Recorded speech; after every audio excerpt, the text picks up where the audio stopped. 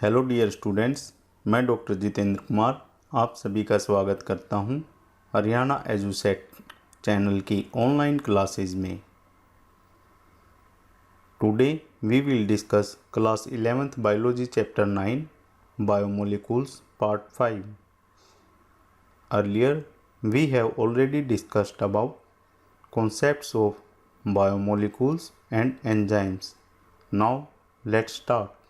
आज के लेक्चर के ऑब्जेक्टिव्स हैं recapitulate important points related to DNA, RNA and enzymes, solve the questions based on nucleic acids and enzymes. बच्चों, इस lecture में हम आज डीएनए, आरएनए और एंजाइम से संबंधित महत्वपूर्ण बिंदुओं पर चर्चा करेंगे तथा इनसे रिलेटेड क्वेश्चन आंसर्स भी डिस्कस करेंगे।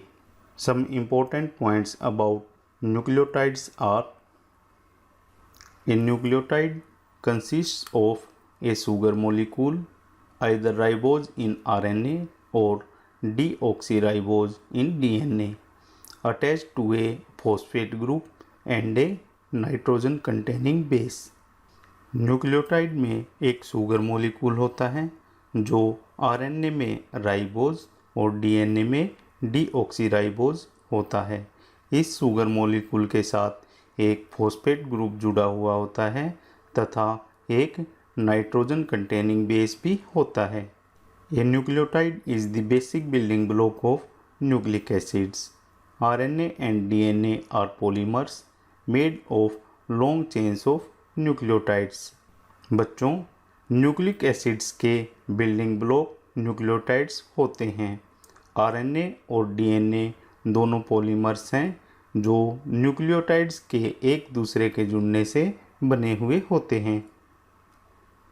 The bases used in DNA are adenine, cytosine, guanine and thymine. DNA में एडेनिन, साइटोसिन, गुआनिन और थाइमिन बेस प्रेजेंट होते हैं। In RNA the base uracil takes the place of thymine. Means RNA में thymine present नहीं होता, इसकी जगह RNA में यूरेसिल प्रेजेंट होता है। यूरेसिल के अलावा एडेनिन, साइटोसिन और गुआनिन भी आरएनए में प्रेजेंट होते हैं। Question number 1, draw a general diagram of nucleotide showing all three components.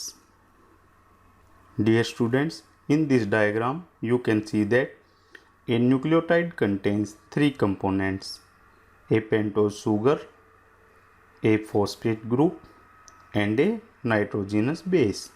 Question number 2, nitrogen bases found in a polynucleotide are adenine, guanine, cytosine and uracil.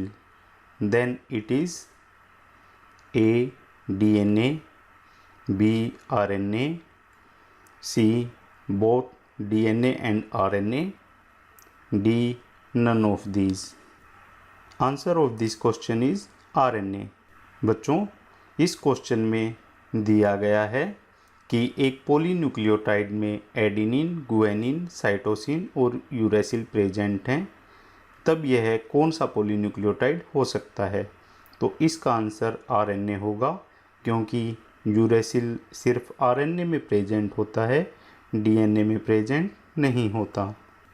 The bases used in DNA are adenine, cytosine, guanine and thymine, and in RNA the base uracil takes the place of thymine. Key points are: adenine and guanine are substituted purines, while the rest are substituted pyrimidines. Strings of nucleotides are bonded to form helical backbones, typically one for RNA, two for DNA. Nucleotides एक दूसरे से जुड़कर helical backbone का निर्माण करते हैं, जो कि आरएनए में सिंगल स्ट्रैंडेड होती है और डीएनए में डबल स्ट्रैंडेड होती है। A nucleic acid containing deoxyribose is called deoxyribonucleic acid DNA, while that which contains ribose is called ribonucleic acid RNA. Nucleic acid जिसमें शुगर कंपोनेंट डीऑक्सीराइबोज प्रेजेंट होता है उसे हम डीऑक्सीराइबोन्यूक्लिक एसिड या DNA कहते हैं, जबकि जिस न्यूक्लिक एसिड में शुगर कंपोनेंट राइबोज शुगर होती है उसे हम राइबोन्यूक्लिक एसिड या आरएनए कहते हैं। The rules of base pairing और nucleotide pairing in DNA are A with T. The purine adenine always pairs with the pyrimidine thymine. C with G. The pyrimidine cytosine always pairs with the purine guanine. बच्चों, DNA double stranded helical structure होता है।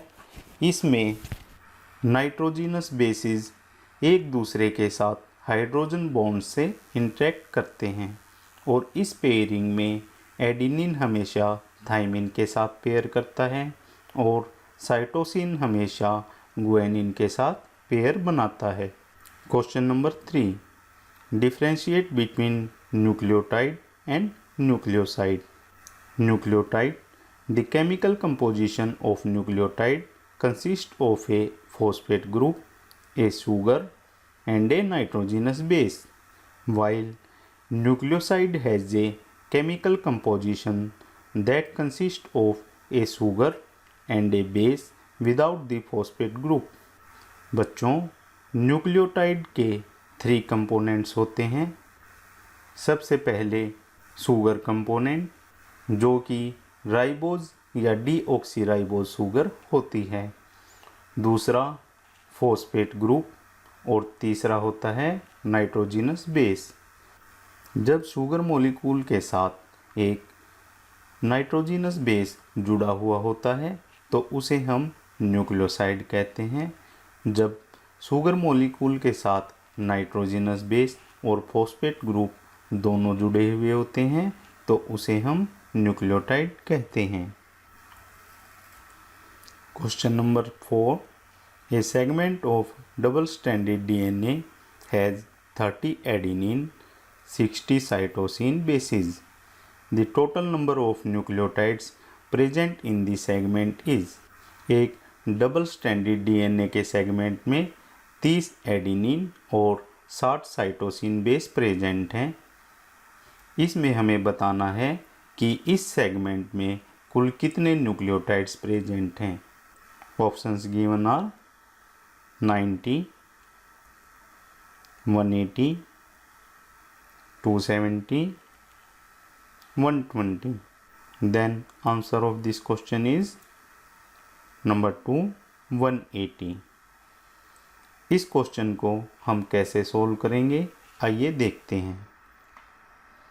बच्चों, हम जानते हैं किसी भी DNA molecule में एडेनिन थाइमिन के साथ बेस पेयरिंग करता है।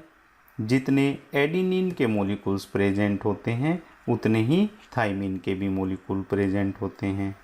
मीन्स एडेनिन प्लस थाइमिन हो जाएंगे 30 + 30 = 60 और साइटोसिन गुआनिन के साथ बेस पेयरिंग करता है। मीन्स जितने साइटोसिन के बेसिस प्रेजेंट होंगे उतने ही गुआनिन के बेसिस भी प्रेजेंट होंगे।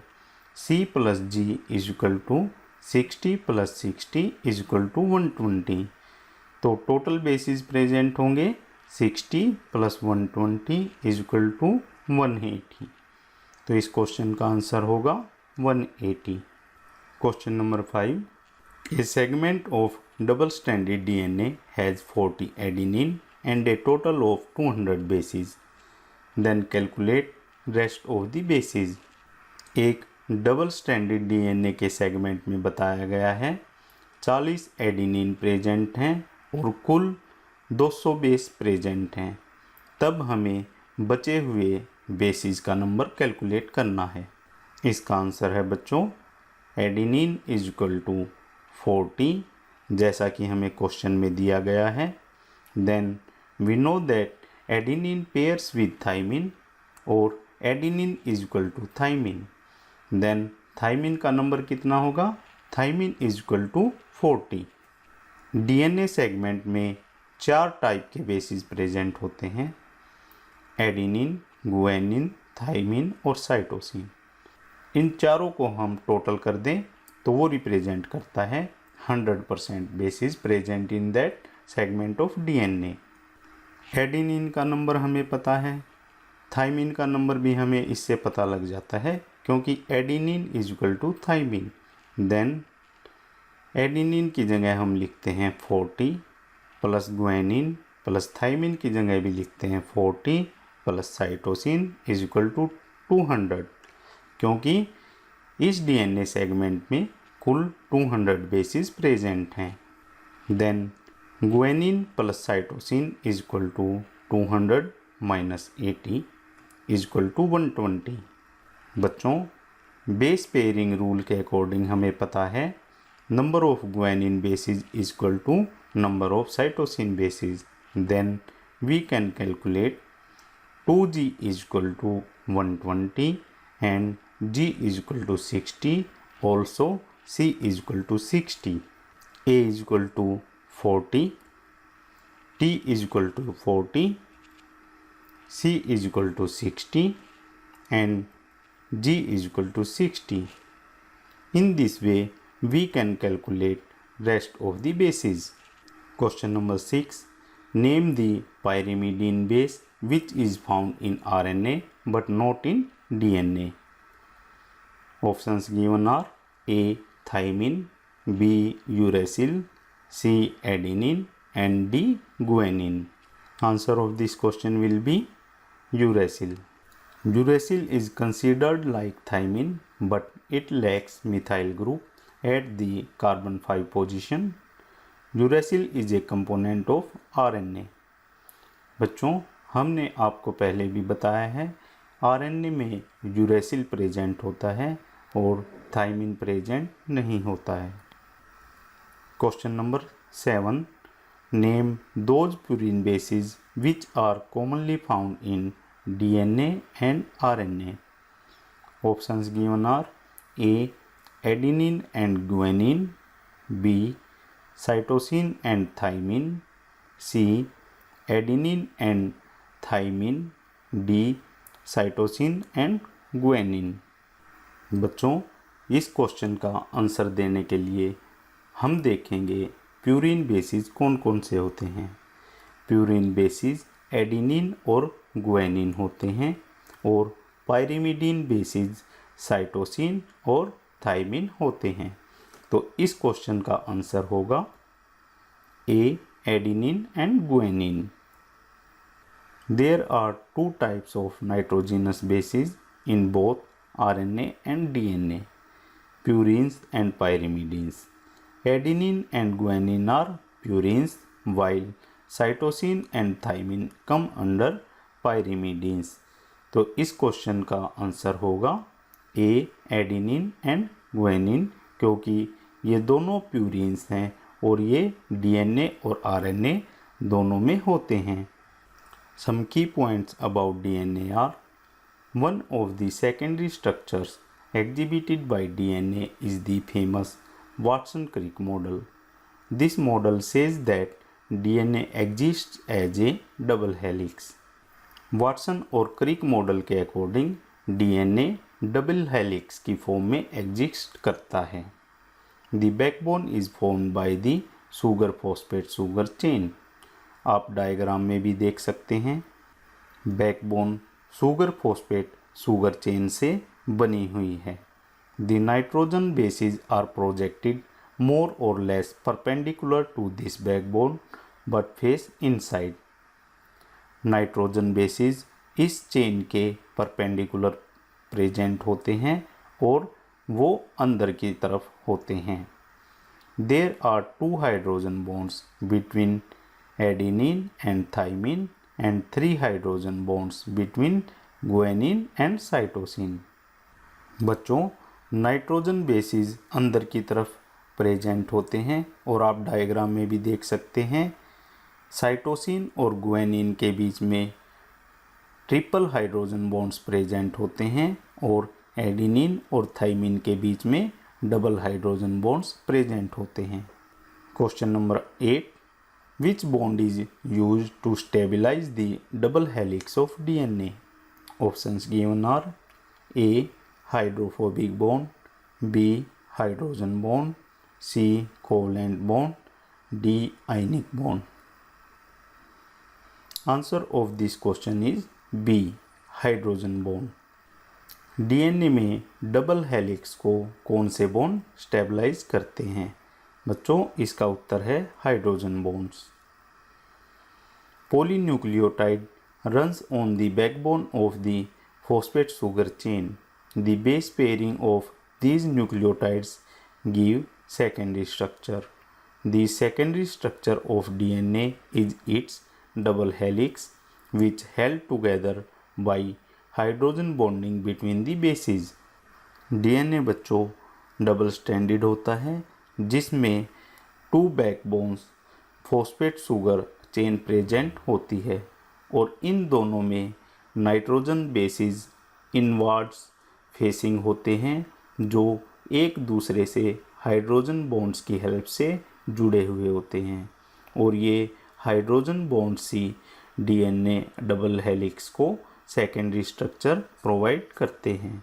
तो इस क्वेश्चन का आंसर होगा B hydrogen bond. Question number 9, the monomeric units of nucleic acids are called? Options are A nucleotides, B nucleosides, C pyrimidines and D purines. Answer of this question is A nucleotides. Nucleotides are the monomeric unit of nucleic acid. Therefore, these are considered as polynucleotides. It is made up of 3 components, that is nitrogenous base, sugar and an ion of phosphoric acid. Nucleotides are phosphate esters of the nucleoside. बच्चों nucleic acids को polynucleotides भी कहते हैं क्योंकि इनकी monomeric unit nucleotides होती है जिसके 3 कंपोनेंट्स होते हैं, सुगर कंपोनेंट, फॉस्फेट कंपोनेंट्स और एक नाइट्रोजिनस बेस। और न्यूक्लियोसाइड्स में फॉस्फेट कंपोनेंट एब्सेंट होता है। तो इस क्वेश्चन का आंसर होगा A nucleotides. Question number 10, differentiate between DNA and RNA.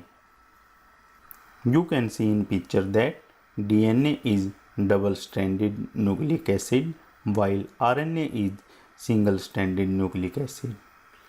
जैसा कि आप डायग्राम में भी देख सकते हैं DNA double stranded nucleic acid होता है जबकि RNA सिंगल स्ट्रैंडेड होता है। Nucleotides of DNA contains deoxyribose sugar and nucleotides of RNA contains ribose sugar. DNA और RNA दोनों में न्यूक्लियोटाइड्स प्रेजेंट होते हैं परंतु डीएनए के न्यूक्लियोटाइड्स में शुगर कंपोनेंट में डीऑक्सीराइबोज शुगर प्रेजेंट होती है जबकि आरएनए के न्यूक्लियोटाइड्स में राइबोज शुगर प्रेजेंट होती है। आप डायग्राम में भी देख सकते हैं डीएनए में थाइमिन, साइटोसिन, एडेनिन और गुआनिन प्रेजेंट होते हैं जबकि आरएनए में थाइमिन की जगह यूरेसिल प्रेजेंट होता है और बाकी साइटोसिन, एडेनिन और गुआनिन प्रेजेंट होते हैं जो डीएनए में भी प्रेजेंट हैं। Question number 11, what is difference between 2 sugar molecules found in DNA and RNA? Both DNA and RNA are built with a sugar backbone, but whereas the sugar in DNA is called deoxyribose and the sugar in RNA is called the simply ribose। बच्चों आप diagram में भी देख सकते हो deoxyribose sugar DNA में present होती है और राइबोज शुगर आरएनए में प्रेजेंट होती है। डीऑक्सीराइबोज शुगर में एक हाइड्रोक्सिल ग्रुप कम है, ये कार्बन 2 पोजीशन पर होता है, जो कि राइबोज में हाइड्रोक्सिल ग्रुप प्रेजेंट है और डीऑक्सीराइबोज में ये प्रेजेंट नहीं है। Some key points about enzymes are: an enzyme is a substance that acts as a catalyst in living organisms, regulating the rate at which chemical reactions proceed without itself being altered in the process. बच्चों, enzyme एक ऐसा substance होता है जो living organisms में catalyst का कार्य करता है और ये रिएक्शंस में एज सच रहता है। रिएक्शन पूरी होने के बाद ये रिएक्शन में ख़त्म नहीं होता। The biological processes that occur within all living organisms are chemical reactions and most are regulated by enzymes. जीवों में होने वाली जैविक प्रक्रियाएं केमिकल रिएक्शंस ही होती हैं जो एंजाइम्स द्वारा नियंत्रित की जाती हैं। Almost all enzymes are proteins. There are some nucleic acids that behave like enzymes. These are called ribozymes. बच्चों, लगभग सभी एंजाइम्स प्रोटीन्स के बने हुए होते हैं। इसके अलावा कुछ न्यूक्लिक एसिड्स भी एंजाइम का कार्य करते हैं, जिन्हें हम राइबोजाइम्स कहते हैं। Question number 12, what are ribozymes? Options given are: enzymes made up of protein, enzymes made up of RNA, enzymes made up of DNA, none of these. जैसा कि हमने पहले ही आपको बताया है, राइबोजाइम्स ऐसे न्यूक्लिक एसिड्स होते हैं जो एंजाइम्स की तरह एक्ट करते हैं और ये राइबोजाइम्स आरएनए के बने हुए होते हैं। तो बच्चों, इस क्वेश्चन का आंसर होगा 2, enzymes made up of RNA. Question number 13, which of the following statement are correct about enzyme? A. An enzyme is a protein and is used as a catalyst to accelerate the reaction. B. Life would not exist without the presence of enzymes. C. Enzymes participate in cellular metabolic processes. D. All the above. बच्चों, enzyme के बारे में इनमें से कौन सी statement ठीक है या करेक्ट है? आइए देखते हैं एक एक करके। पहले नंबर पर है, an enzyme is a protein and is used as a catalyst to accelerate the reaction. Enzyme protein के बने हुए होते हैं और ये रिएक्शंस को एक्सेलरेट करने का काम भी करते हैं, तो ये पॉइंट करेक्ट है। B, life would not exist without the presence of enzymes. हम जानते हैं किसी भी लिविंग ऑर्गेनिजम्स में सभी मेटाबॉलिक प्रोसेसेस किसी न किसी एंजाइम की हेल्प से ही होते हैं, तो ये पॉइंट भी करेक्ट है। C, enzymes participate in cellular metabolic processes, ये पॉइंट भी करेक्ट है। देन बच्चों, answer of this question will be D, all the above. Question number 14. What do you mean by active site of an enzyme? आप किसी enzyme की active site से क्या समझते हैं? Answer: The tertiary structure of enzymes show that the backbone of the protein chain folds upon itself, the chain crisscrosses itself, and hence many pockets are made. One such pocket is the active site. An active site of an enzyme is a pocket into which the substrate fits.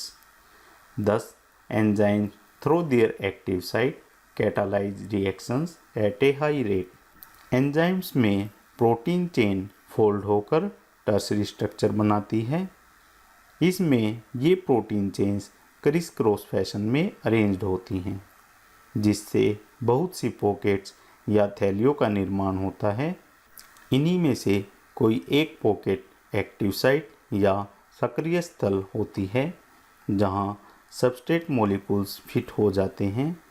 इन्हीं active sites की help से enzymes reactions को तेज गति से catalyse या उत्प्रेरित कर सकते हैं।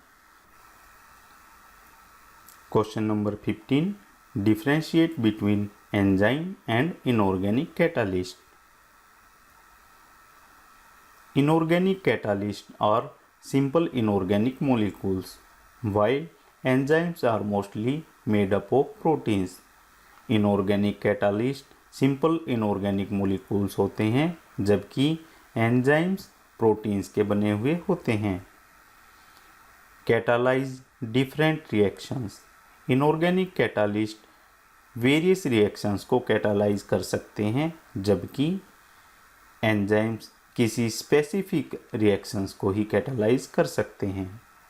Inorganic catalyst work efficiently at high temperatures and high pressures, while enzymes get damaged at high temperatures. Rate of reactions catalyzed by inorganic catalysts are slower, while rate of reaction catalyzed by enzymes are several times faster. आइए कुछ और की points देखते हैं।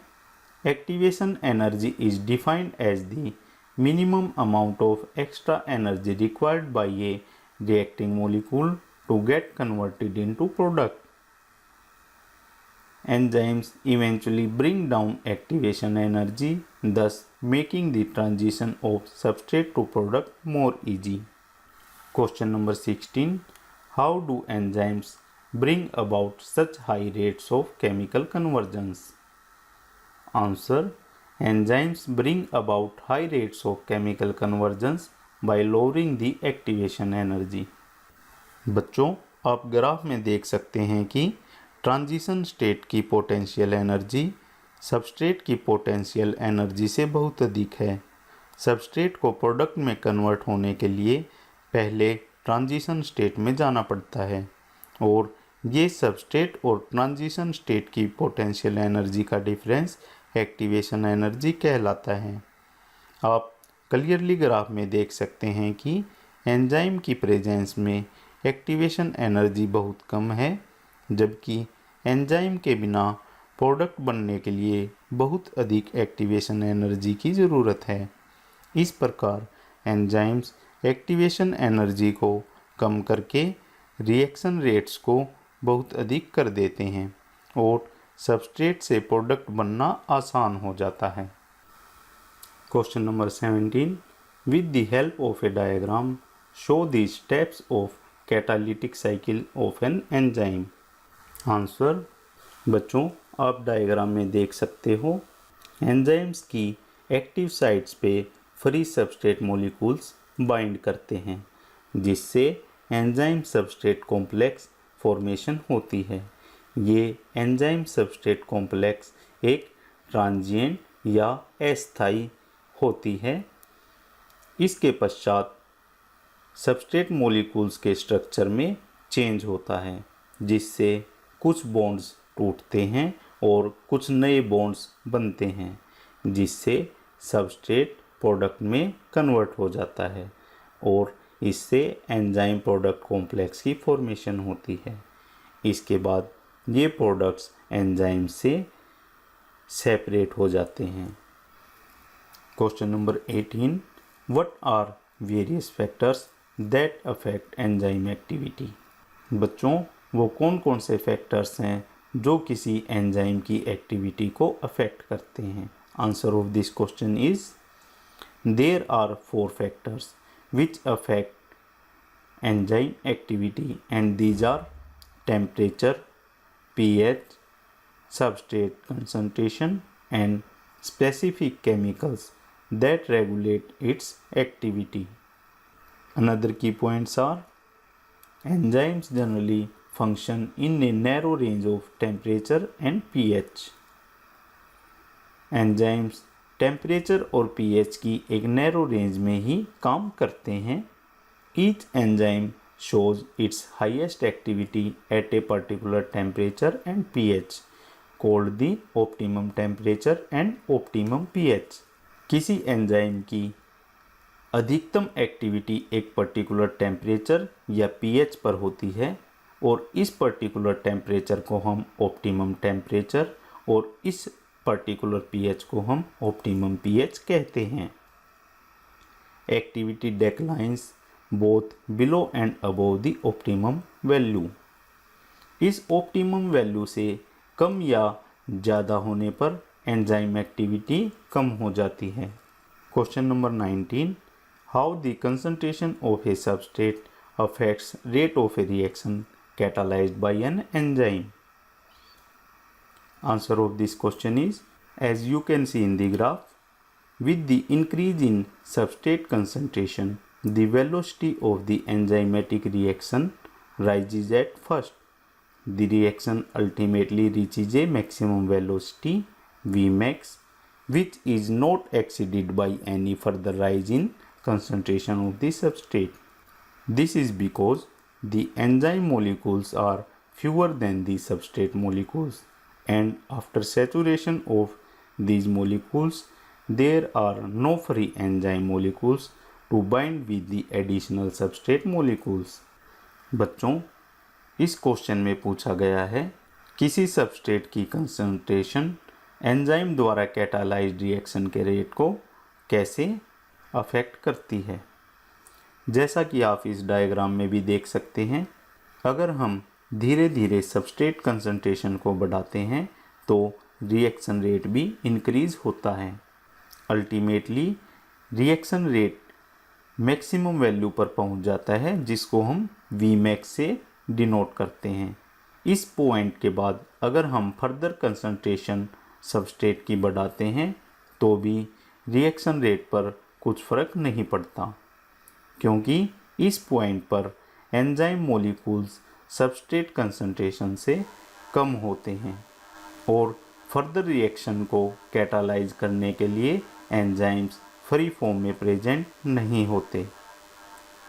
ये saturation position होती है, इसलिए और अधिक सबस्ट्रेट कंसंट्रेशन बढ़ाने पर रिएक्शन रेट नहीं बढ़ता।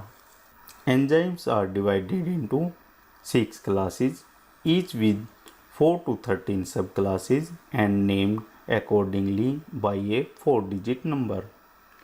बच्चों, एंजाइम्स को 6 क्लासेस में डिवाइड किया गया है और ये हैं number 1 oxidoreductases, number 2 transferases, number 3 hydrolases, number 4 ligases, number 5 isomerases and number 6 ligases. Question number 20. Name the enzyme which catalyzes the oxidation reduction reaction. Options are A. Transaminase, B. Glutamine synthetase, C. Phosphofructokinase, D. Oxidoreductase. Answer of this question will be D. Oxidoreductase. Question number 21. Which of the following reaction is catalyzed by lyase? A. Breaking of bonds, B. Formation of bonds, C. Intramolecular rearrangement of bonds, D. Transfer of group from one molecule to another. बच्चों, lyases are enzymes that catalyze removal of groups from substrate by mechanism other than hydrolysis and leaving double bonds. तो इसका answer होगा A. Breaking of bonds. Question number 22. Enzymes catalyzing hydrolysis of ester and peptide bonds by the addition of water are called A. Hydrolases, B. Transferases, C. Oxidoreductases, D. None of these. बच्चों, इस question में पूछा गया है ester और peptide bonds को hydrolysis से तोड़ने का काम with the help of addition of water कौन से एंजाइम करते हैं। तो इसका आंसर होगा A. Hydrolysis. Question number 23. What do you mean by competitive inhibitor? Answer: when the inhibitor closely resembles the substrate in its molecular structure and inhibits the activity of an enzyme, it is known as competitive inhibitor. आप diagram में भी देख सकते हैं, inhibitor और substrate का वो portion जो किसी एंजाइम की एक्टिव साइट पे बाइंड करना था सिमिलर है। तो सबस्ट्रेट की जगह ये इनहिबिटर केमिकल एंजाइम्स की एक्टिव साइट पे बाइंड कर जाता है, जिससे सबस्ट्रेट एंजाइम के साथ बाइंड नहीं कर पाता और हमारी जो केमिकल रिएक्शन होनी थी वो केमिकल रिएक्शन नहीं होती। इसे हम कॉम्पिटिटिव इनहिबिशन कहते हैं। Cofactors are non proteinaceous substances that associate with enzymes. A cofactor is essential for the functioning of an enzyme. An enzyme without a cofactor is called an apoenzyme. An enzyme and its cofactor together constitute the holoenzyme. Cofactors non-proteinaceous substances होते हैं जो कि enzymes के साथ associated होते हैं, और ये कोफैक्टर्स किसी एंजाइम की फंक्शनिंग के लिए भी ज़रूरी होते हैं। एंजाइम का वो पोर्शन जो कोफैक्टर के बिना होता है उसे हम एपोएंजाइम कहते हैं, और एपोएंजाइम और कोफैक्टर को मिलाकर होलोएंजाइम बनता है। There are 3 kinds of cofactors present in enzymes. Number 1 prosthetic groups, number 2 coenzyme, number 3 metal ions. Question number 24. What is an apoenzyme? Options are: A. It is a protein portion of an enzyme. B. It is a non-protein group. C. It is a complete biologically active conjugated enzyme. D. It is a prosthetic group. तो बच्चों answer of this question will B A. It is a protein portion of an enzyme. उम्मीद है बच्चों आपको आज का lecture interesting लगा होगा। Thank you.